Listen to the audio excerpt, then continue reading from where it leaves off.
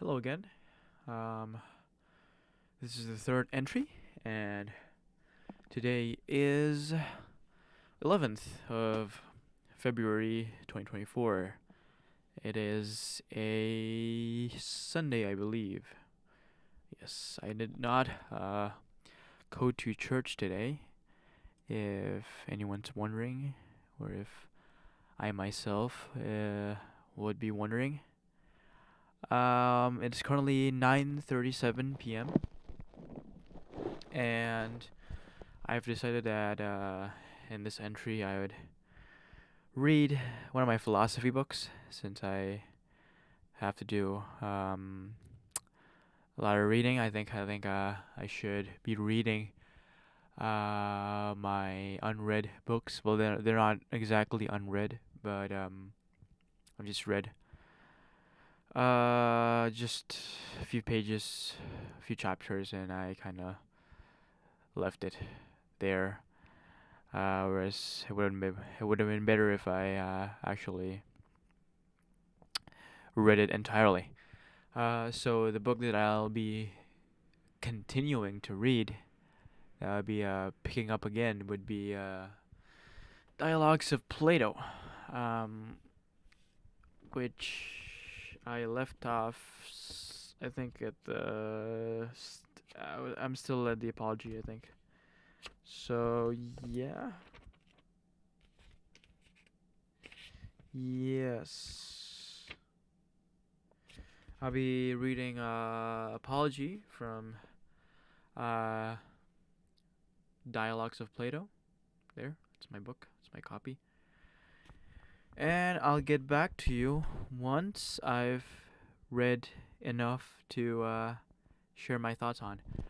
Alright, I will see you once I've read it. Alright, I am back, and I just actually finished Plato's Apology. Spoiler alert, Socrates dies. Well, we all know that. But all right. So my thoughts on Apology. Honestly, I didn't really get that much of the nuance from the text, since I feel like I need to learn a lot more about Greek history, particularly during Socrates' time when he lived. He was also a an ex-soldier, so that's something. That's something. Um, yeah, since I would imagine, like, typically people who think pretty pretty deeply about things, or philosophers in general, they would kind of stay away, shy away from doing such questionable acts that carry a lot of moral weight to it, like engaging in war. So that's kind of something to explore, that I should explore about. But yeah, okay. What is the apology? So basically, what is included in the apology is who Socrates was, what he was like as a person, and what he did basically during his daily life, and um, and it particularly focuses on the time of his trial. So, like, I think the majority of the text is about that, is about his trial in court, due to being accused of corrupting the youth, and his eventual death. So, okay, so first, maybe we should talk about who Socrates was. So, Socrates was kind of this. They would call it. They would call him the people of Athens. He was born in Athens. They would call him the gadfly, or a gadfly. They would just call him gadfly. So what's a gadfly? It's to fly. He so that's so what is it? What does that mean? So that means is that he was considered somewhat of an annoying person who goes around bothering people, basically. And how did he bother them? By asking questions. So what Socrates loved to do was he loved to ask questions. He loved to question particularly people who claimed to be virtuous and wise when they are not. So that's kind of how Socrates would view things. That's how he would judge people is by virtue, no pun intended, by virtue of how they're honest with the knowledge that they have, and by what they're pursuing is what they're pursuant of. So for him, the number one thing to pursue would be virtue. So how would you become a wiser person, and not and by claiming that you are already wise, that would be like, oh, that would be like saying, okay, I'm wise already, so I do not need anything to learn about anymore. And so he hated that. He had this eternal student mindset.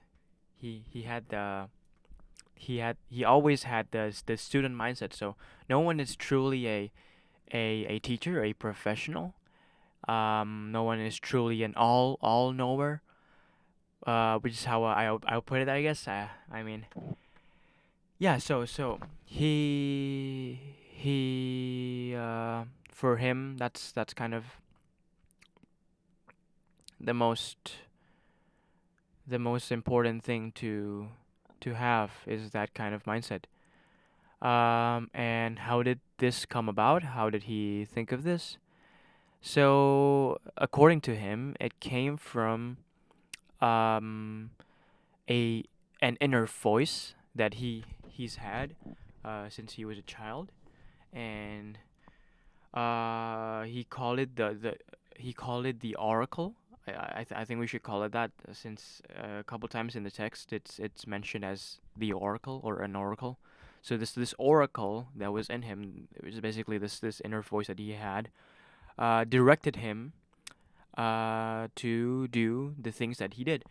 And he believed that this was the doing of God. So he believed that God sent him into this world to become this person whose sole purpose is to share virtue and to question people and to remind people of what truly matters, is being virtuous and being pursuant of virtuous and wisdom.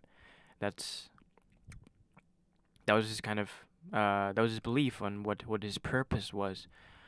Um, and as far as I know, Socrates, he didn't come from a wealthy family. He was kind of somewhat of a lower class. Uh, he was kind of, yeah. His father was a stonemason, so I think that's kind of considered to be somewhat they would belong to the lower middle class, something like that. I mean, because they would have like the wealthy people, the aristocrats, kind of the people who would um who be placed who would be in positions of power in the government. I think they would be like the wealthy people, the people of the higher classes, and they would be like the stonemasons, the peasants, the people who worked on farms and whatnot. And so he didn't really come from that kind of background, which would obviously influence some of his thinking too, I think. But I didn't really explore that, and I don't think it's explored that much in the text. And so you would kind of have to refer to some other texts from the dialogues of Plato, because I'm pretty sure that the other texts also include a bunch of a bunch of discussions on Socrates' background. I think it explores that more, and I haven't gotten to that since I've only finished the apology. There's like four more I think of the dialogues. No, there are actually in fact seven more. There are eight in total, which would be apology, Crito, Euthyphro, Phaedo, Protagoras, Meno, Symposium, and Gorgias. That's not how you pronounce it, is it? Uh, it's probably something like Gorgias or something. That's how the Greeks would pronounce it. But anyways, yeah.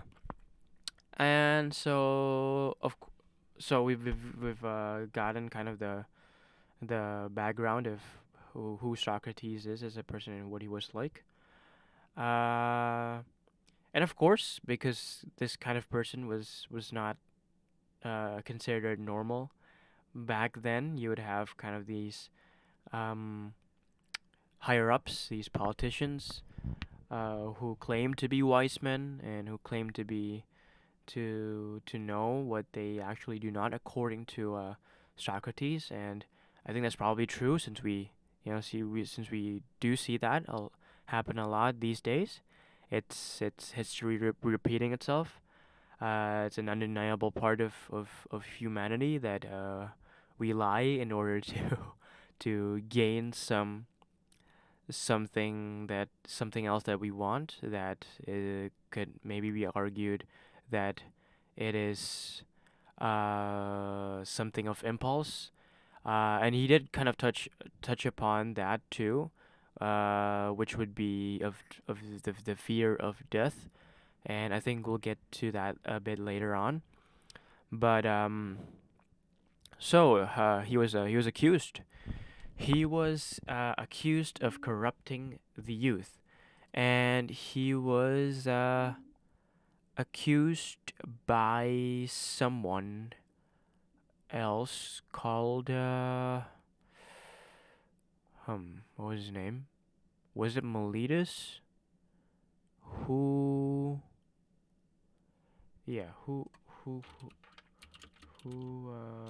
accused Socrates?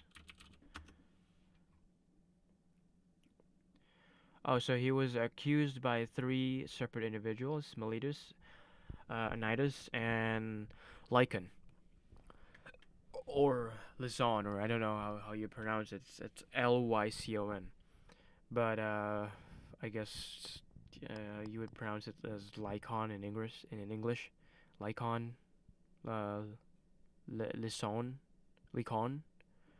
But like the primary accuser was Miletus, because he was the one that formally brought the charges against Socrates. And okay, so he's brought to court, and fully knowing and fully being prepared of facing death. And he would touch on this during his speech. He made a pretty long speech, which is actually what the body of text is, what the apology is his defense. Well, it's not his defense. It's his apologies. Hence the name, or his explanation, or his context, or his message. I think that's kind of the right way of putting it. Um, so he's like, all right, well, you've I've been accused by this person called Miletus, and so all right, let's talk about the validity of this accusation, and let's talk about the truth of the matters here. And so yeah, his speech was, and then so before his death, he basically said to the judges, like, all right, hear me out. Before you kill me, hear me out. Uh, I will speak of what I think is the truth of the matter. And so he gave a little background about himself. He gave he basically told the judges that with regards to these accusations, he would defend himself, and uh, he would defend himself with regards to that. He's saying that, well, how exactly was I corrupting the youth? What is it? What is it to corrupt the youth? Is it to expose the lies of the politicians who claim to be virtuous when they're not? So is telling the truth corrupting the youth? Considered corrupting the youth? Basically, he's using that method of questioning of putting you through this line of logic, this line of reasoning, and getting to the conclusion, getting to what can be concluded from matters of fact as well as reasoning through them. Uh, yeah. So he gave his kind of background of who he is as a person, as himself. He told the judges that, well, I'm a man that who has no money. I do not charge my students, nor do I have any students in actuality. So he claims to have to just be someone again, to just be this character that whose sole purpose is to spread wisdom and virtue and question people, so that they can find it themselves. That's basically what he said, and he also mentioned that, all right, well, if you don't believe me, if you don't believe that what I'm saying about myself, then here are some concrete examples, uh, for which my supposed students here, or he called them friends, my friends here, among them Plato, would back that. They would they would be they were the witnesses of what Socrates was saying. And well, one of them was that anytime someone would talk to him and ask him for opinions or directions or teachings, he would never impose any fee or tuition to all of these people. Um, and and secondly, he would express his integrity to his main purpose by this one example where he was defending someone else who was accused of something, and he risked the death sentence, knowing fully that he could be killed because of defending what to him is the truth. And he went with it. He went to the court and he defended, I think, this other person. But luckily he just didn't die. But he knew full well, and according to also the rules, there would be obvious risk of being accused of purporting lies or something along those lines of criminal acts. And a bunch of other examples too that I kind of forgot, honestly, even though I just kind of read it. But like I read like kind of the end part of like a quarter before it ends, because I've read the first uh three over fourths, 3 quarters. I've read over 3 quarters of the part the I've read over 3 quarters of the apology about months ago. Is where I remember I left it off. Um, yeah, so he mentioned uh a bunch of examples showing his integrity to his purpose. And lastly, he discussed a little bit about death and facing death, and how he's not afraid of death, and how death isn't particularly a bad thing. So he gave two hypothetical scenarios, which would be one would be that uh, after death. So the implications would be caused by what comes after death, not of course not death itself, because it's what scares you is like, okay, what happens to you once you've died, right? And so he set up two hypothetical scenarios. One would be that there would be nothing. There would be nothing after death, and he saw to it that that would be a good thing. Why is that?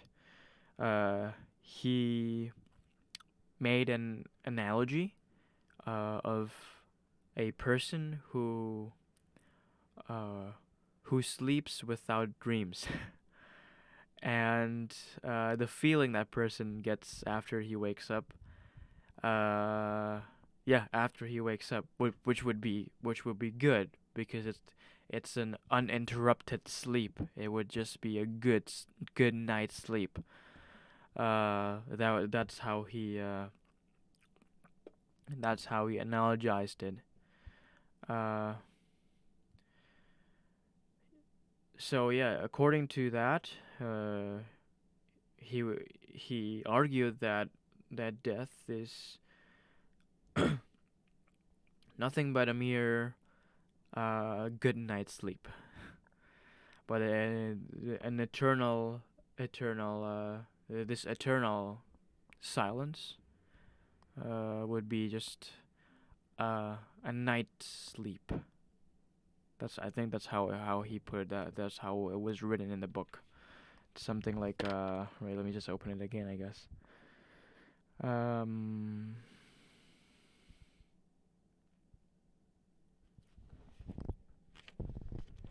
Shoot.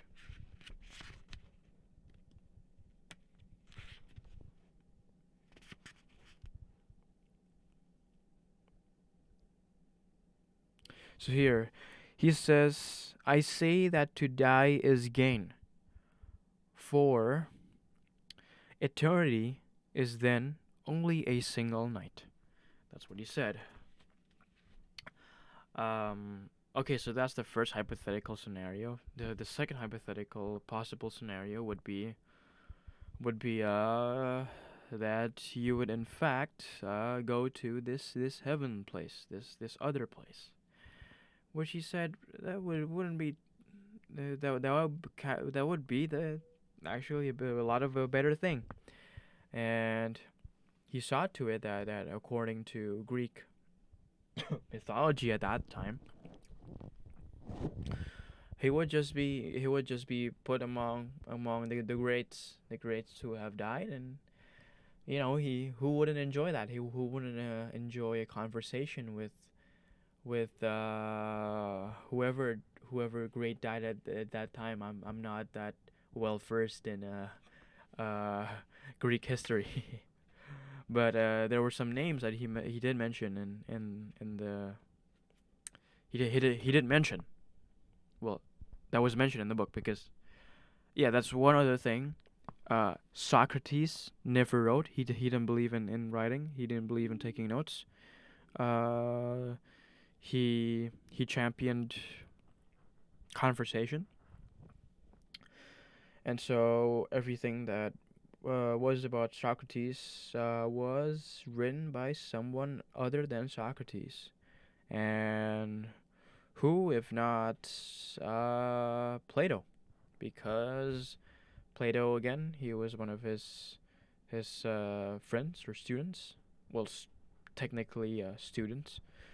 Um, that keenly followed him throughout his life, throughout Socrates' life.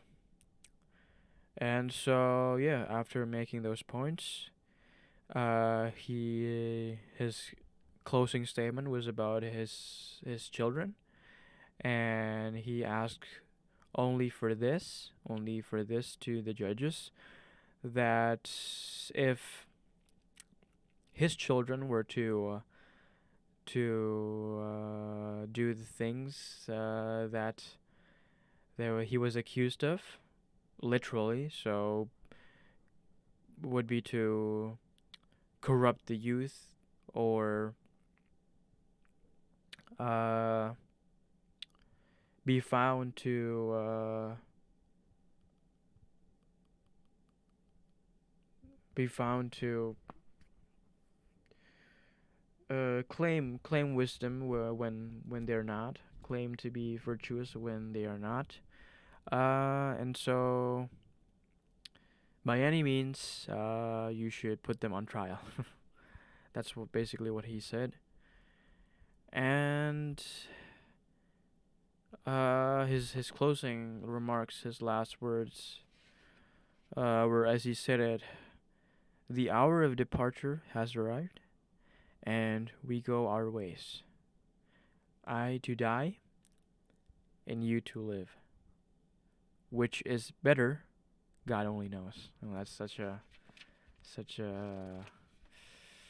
punching line. Such a pretty cool line, isn't it? As your last words: "I to die, and you to live. Which is better, only God knows." So yeah, that's basically how the apology was. I know this is quite oversimplified, coming from someone who is neither read enough philosophy to be considered an expert in philosophy, nor is a philosophy student. I mean, in traditional terms, I mean, I'm not a philosophy major. I don't major in philosophy. But I guess technically I am a student of philosophy. I read philosophy. I value philosophy. I spend my time philosophizing, thinking of things that are directly, or if not closely if not directly related to the domain of philosophy. And so yeah, take this with a grain of salt. And of course, I'm pretty sure, and I do hope so, that if my future self sees this,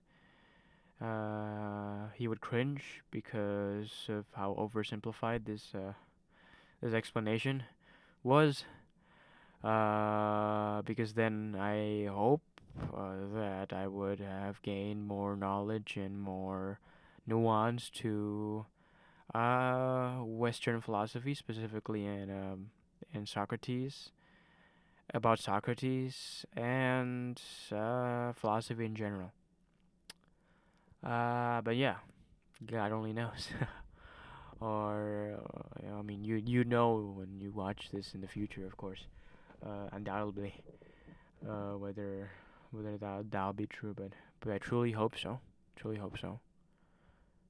I'll make efforts to do it, since I am me. But am I? Will I be me?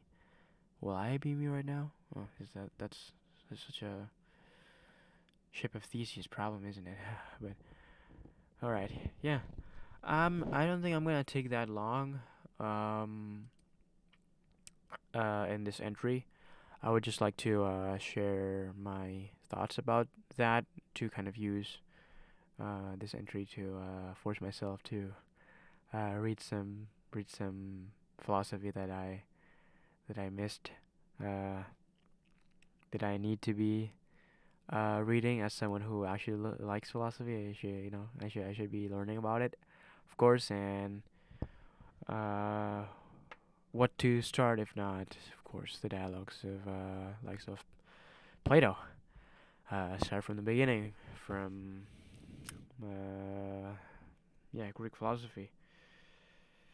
But actually, as I've learned, you can actually get more older, more earlier than Socrates, Plato, and Aristotle. There would be the sophists, the monists, basically the predecessors of Socrates, and then the trio. But I don't think there are any like popular books about it, and a lot of people they say that, oh, you should just start with kind of with just Socrates, and then move on to Plato, Aristotle, and then you would move on to I'm pretty sure you skip a lot of stuff there. You skip kind of those minor league thinkers and mostly mathematicians. I think that they're mostly they're mostly mathematicians and philosophers at once. And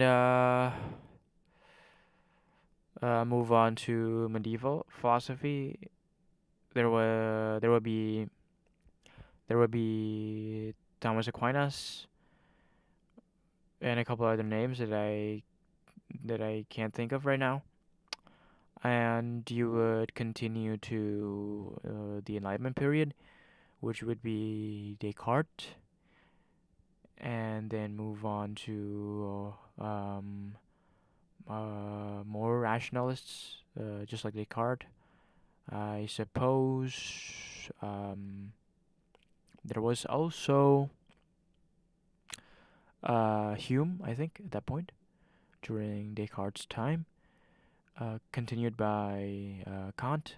After Kant, I guess, and the next big name would be Nietzsche. Nietzsche. Then what comes after Nietzsche? Oh wait. No. No, it won't be Nietzsche first. It would be someone like Hegel. It would be Hegel, and then Nietzsche, and then I've actually a list. Why don't I just read my list of philosophers in chronological order? So Descartes, yeah, Kant, Hegel, Schopenhauer, okay, yeah, right. Schopenhauer also lived during the time that Hegel lived, the late 18th century, and Kierkegaard. Oh, Kierkegaard actually came before Marx. Okay, that makes sense. Yeah, I thought it was Hegel. But yeah, so Kierkegaard would be the next. He would be considered the father of existentialism. And then Marx, I guess. Marx isn't really a philosopher. He's more of a someone who's involved in politics, kind of history, politics, kind of that side. He would then create, of course, he would then be responsible of the ideology of communism or Marxism in general. Those Marxist views, and there comes Nietzsche. Comes Nietzsche. Following Nietzsche would be Husserl. Husserl, then Heidegger. Yeah, Heidegger, another prominent name, and I suppose, well, not existentialism, but phenomenology. Yeah, phenomenology. Those are the two big names of phenomenology. Would be Husserl, and then followed by Heidegger, who based a significant portion of his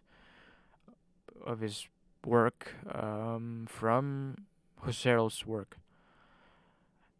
And following that, or Sartre, Sartre. Then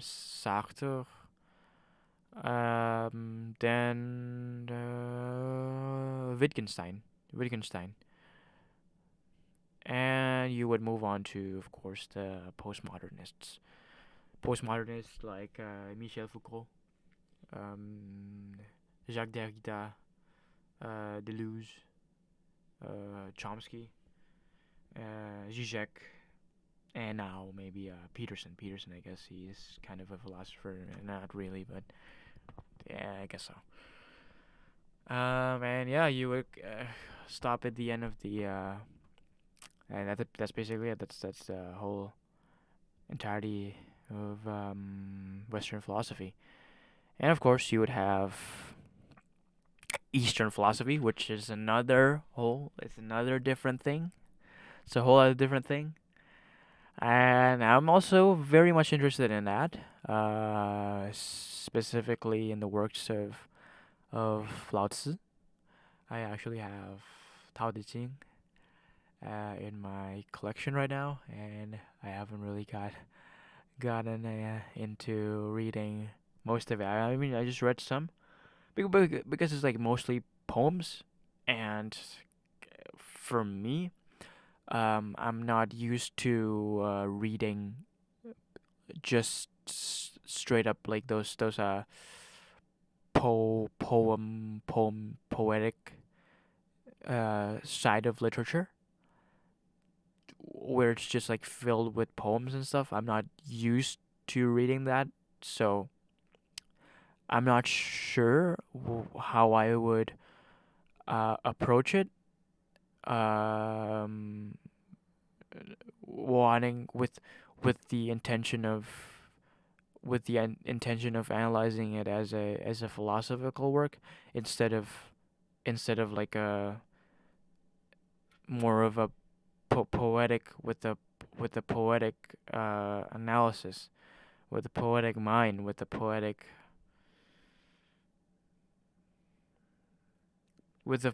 viewpoint. Um, yeah, basically just the art aspect of it. Like how would I approach it? Wanting to know, wanting to get the gist, the philosophical gist of it, rather than just admiring the prose or the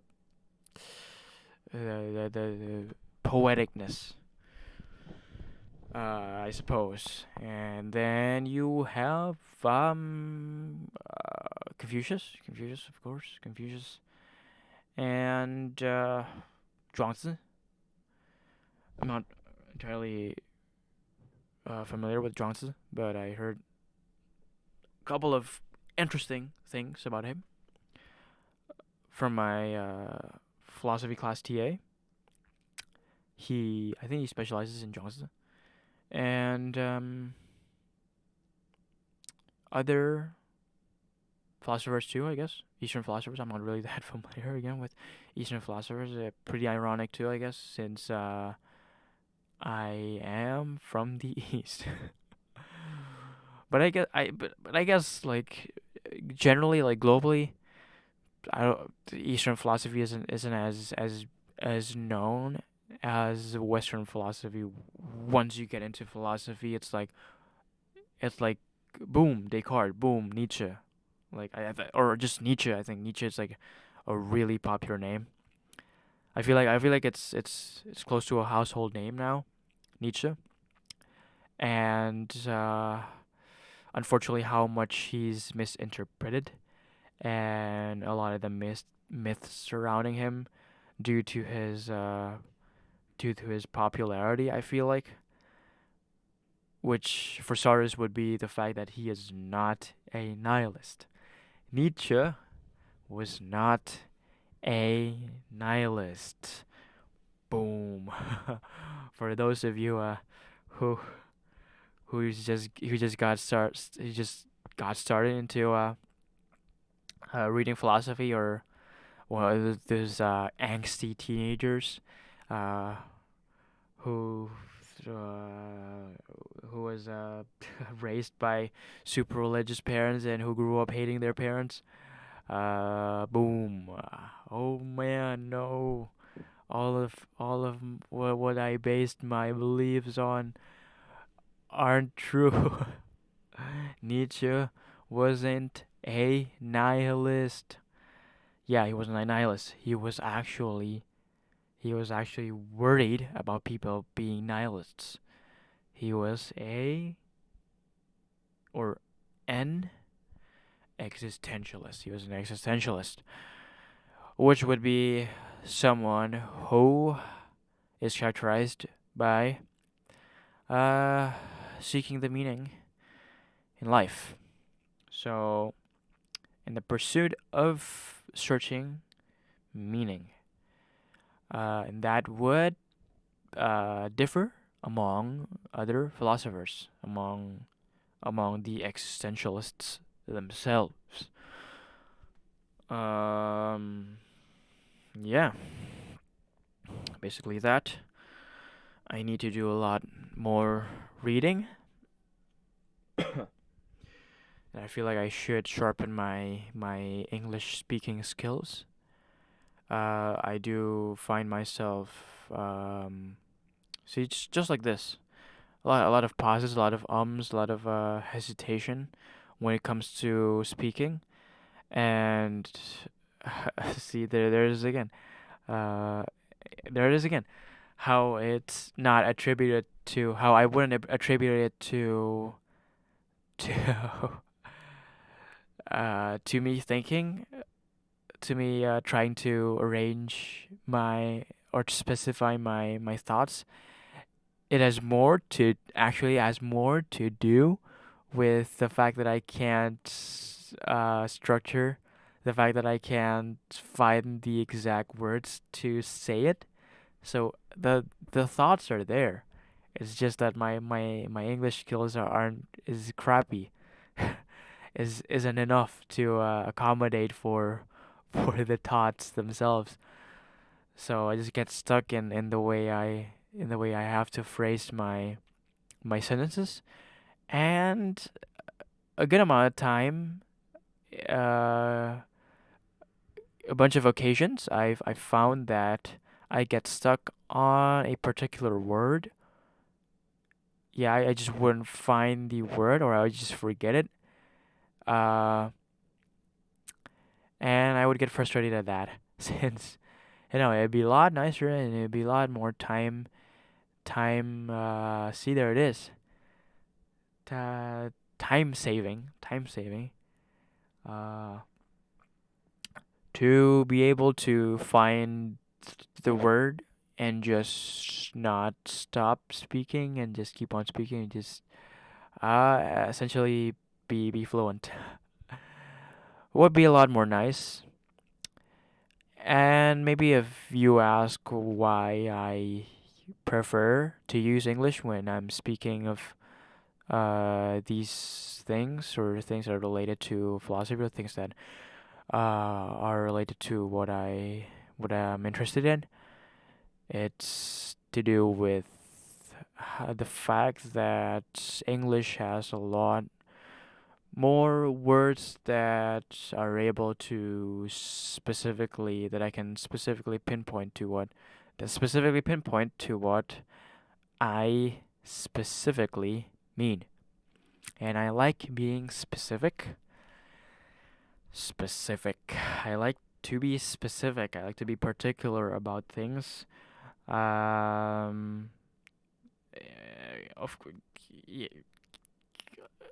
there it is. See, I don't like being ambiguous. Of course, it's implicit in the fact that I like to be specific. But in a way, I kind of like to say that. I think that would kind of sound a lot more better. That sounds a lot more precise in a way, saying that I don't like ambiguity rather than saying I like being specific. It's just I like the lack of ambiguity. I like to be clear, uh, and concise and precise, particularly precise with what I'm saying, such that I can convey my thoughts with precision.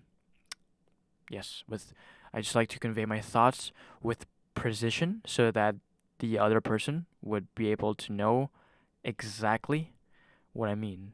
Well, not exactly, since Okay, maybe you don't know, but basically we can't reach exactly, but you know what I mean. Um, to get as close as possible to what I am trying to say is what I mean. Because I believe that by being precise, by being specific, and being precise in your speech, you will get a lot closer, or it's a way more efficient way of reaching truth and reaching what you want to express. I think that's pretty much common sense if I said it. Uh, but yeah, I think a lot of people they like to play in this kind of ambiguity, uh, and then use that as leverage to later accuse other people. And I don't like that. Since if you can avoid ambiguity in the first place, you would automatically you would avoid those scenarios happening to you later on. Since people who, if you force the other person to be specific about their thoughts, then they've said what they've said, and there's a little to no room for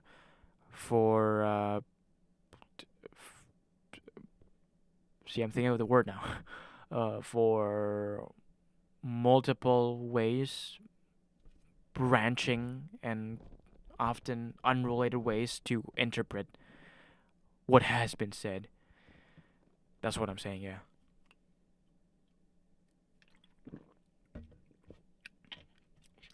And so, therefore, you would avoid them accusing you of misinterpreting what they said, misunderstanding what they said. Whereas you could have been just on point, but just of the fact that what they said could be interpreted in a number of ways, they use that as leverage. And I think you would see a lot of this happen, particularly in countries that is characterized by using whose language is characterized by being indirect.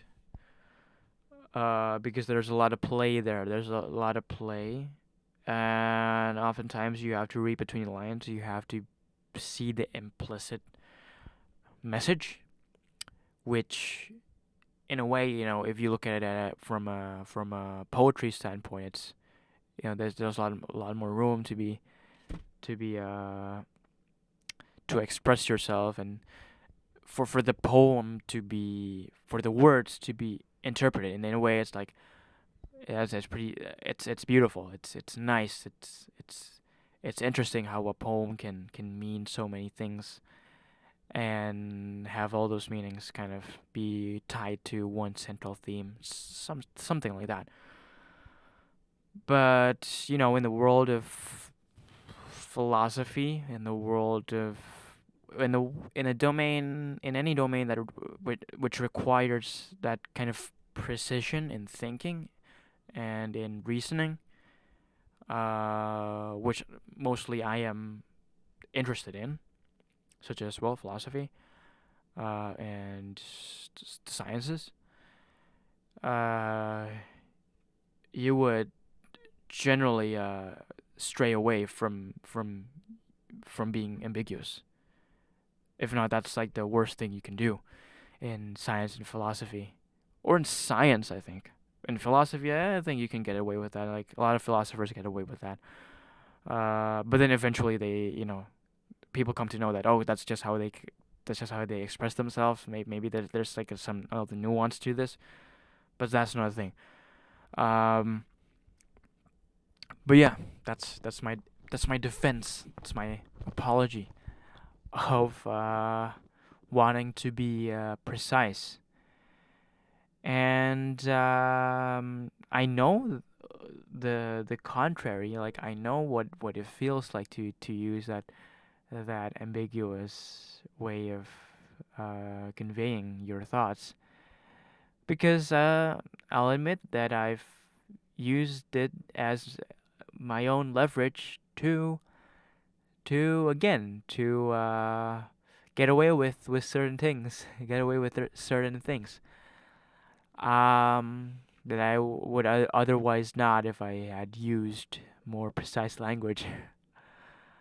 And I guess in other occasions it would be pretty, it would be more considered to be more polite to use those words to insinuate something else in my culture. Since that's just the way we express ourselves.